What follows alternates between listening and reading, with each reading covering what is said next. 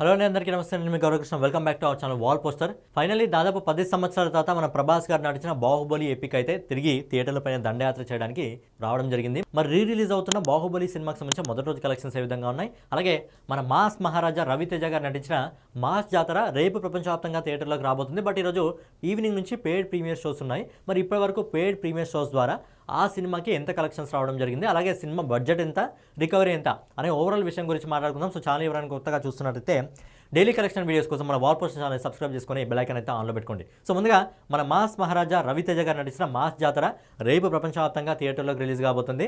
అయితే ఏదైతే ట్రైలర్ రావడం జరిగిందో ట్రైలర్కు ఫుల్ పాజిటివ్ టాక్ రావడం జరిగింది. అండ్ వింటేజ్ రవితేజ గారిని చూసినట్టు అనిపిస్తుందని చెప్పి చాలామంది ఫ్యాన్స్ అయితే కామెంట్ చేయడం జరుగుతుంది. కాబట్టి మరి ఆ సినిమాకి సంబంధించిన బడ్జెట్ ఎంత, ఆ సినిమా రికవరీ ఎంత అనే విషయం గురించి మనం ఒకసారి మాట్లాడుకున్నట్టయితే, మన మాస్ మహారాజా రవితేజ గారు నటిస్తున్న ఏదైతే మాస్ జాతర సినిమా ఉందో ఈ సినిమా ప్రపంచవ్యాప్తంగా నవంబర్ 1వ తారీఖున థియేటర్లోకి రాబోతుంది. ఆల్మోస్ట్ దాదాపుగా 1650 థియేటర్లలో ప్రపంచవ్యాప్తంగా సినిమా రిలీజ్ కావడం జరుగుతుంది. యాక్చువల్గా ఈ రోజే రిలీజ్ కావాలి, బట్ ఏంటంటే బాహుబలి రిలీజ్ అయింది కాబట్టి సినిమా ఒక రోజు ముందుకు జరిగి నవంబర్ 1వ తారీఖున రిలీజ్ అవుతుంది. అండ్ 1650 స్క్రీన్లలో ప్రపంచవ్యాప్తంగా రిలీజ్ అవుతుంది.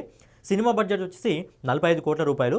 అయితే ఈ సినిమా ఆల్మోస్ట్ బడ్జెట్లో 99% రికవరీ చేసుకోవడం జరిగింది. ఏ విధంగా అంటే బడ్జెట్ వచ్చేసి 45 కోట్ల రూపాయలు.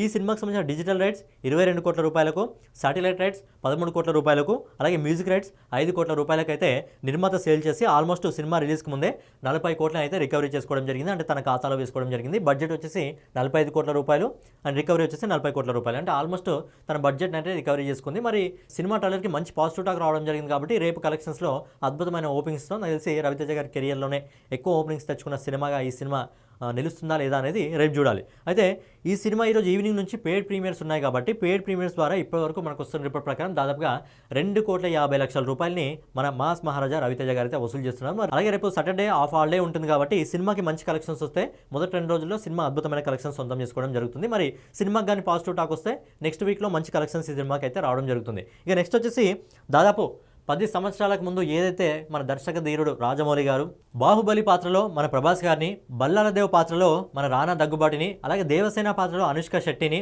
అవంతిక పాత్రలో తమన్నాని, బిజ్జల దేవుడు పాత్రలో నాజర్ని, అలాగే ఫైనల్గా కట్టప్ప పాత్రలో సత్యరాజ్ని చూయించి ఏదైతే వండర్ క్రియేట్ చేశాడో 2015 రిలీజ్ అయింది. సినిమా వచ్చి 10 సంవత్సరాలు అయింది. సో 10 సంవత్సరాల కానుకగా సినిమాని ఏదైతే పార్ట్ 1 పార్ట్ 2 ఉందో ఈ 2 పార్ట్లను ఒక దగ్గర కలిపి ఎపిక్ రూపంలో మన ముందుకు తీసుకురావడం జరిగింది. ఈ సినిమా ప్రపంచవ్యాప్తంగా ఈరోజు థియేటర్లోకి అయితే రిలీజ్ కావడం జరిగింది. మరి ఎన్ని స్క్రీన్స్లో ఈ సినిమా రిలీజ్ అయిందంటే దాదాపుగా ప్రపంచవ్యాప్తంగా 2200 స్క్రీన్స్లో ఈ సినిమా తిరిగి రిలీజ్ అయింది. అయితే ఈ సినిమాకి సంబంధించిన ప్రమోషన్ని కేవలం తెలుగు మార్కెట్లో మాత్రమే చేయడం జరిగింది.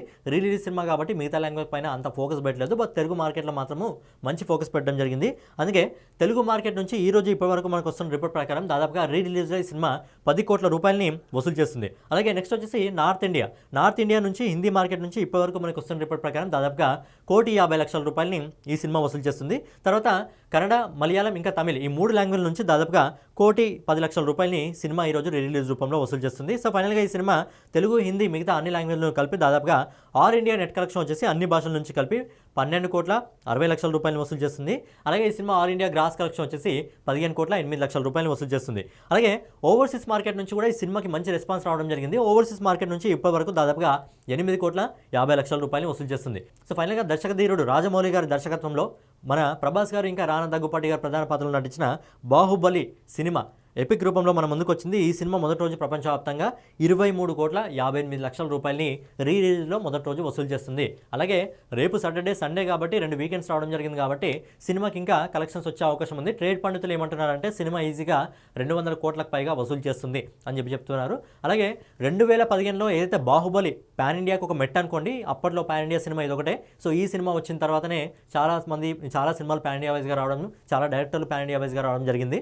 సో ఏంటంటే 2015లో ఈ సినిమా వచ్చినప్పుడు చాలామంది పిల్లలు ఎవరైతే చిన్నగా ఉన్నారో మరి ఇప్పుడు చాలా పెద్దగా ఉండొచ్చు, అప్పుడు ఫ్యామిలీస్ ఎవరైతే పిల్లలకు చూపించలేకపోయారో మరి ఈ వండర్ని మళ్ళొకసారి ఆ పిల్లలకు చూపించే అవకాశం వచ్చింది. కాబట్టి మరి బాహుబలి ఎపిక్ని వాళ్ళందరూ కూడా ఫ్యామిలీతో చూసే అవకాశం ఎక్కువగా ఉంది. సో ఈ వండర్ని మిస్ కావద్దంటే మళ్ళొకసారి ఈ 2 పార్ట్స్ని కలిపి ఒక దగ్గర ఉన్నాయి కాబట్టి చూడండి. అలాగే బాహుబలి 3 ఉండబోతుందని చెప్పి రాజమౌళి గారు ఎప్పటి నుంచో చెప్తూ వస్తున్నారు. అయితే బాహుబలి 3 ఉంటుంది, బట్ అది ఫ్రాంచైజ్ రూపంలో ఉంటుంది. అందులో ప్రభాస్ గారు ఇంకా రానా గారు నటించే అవకాశం లేదు. దాని ఒక ఫ్రాంచైజ్గా తీసుకురావడం జరుగుతుంది.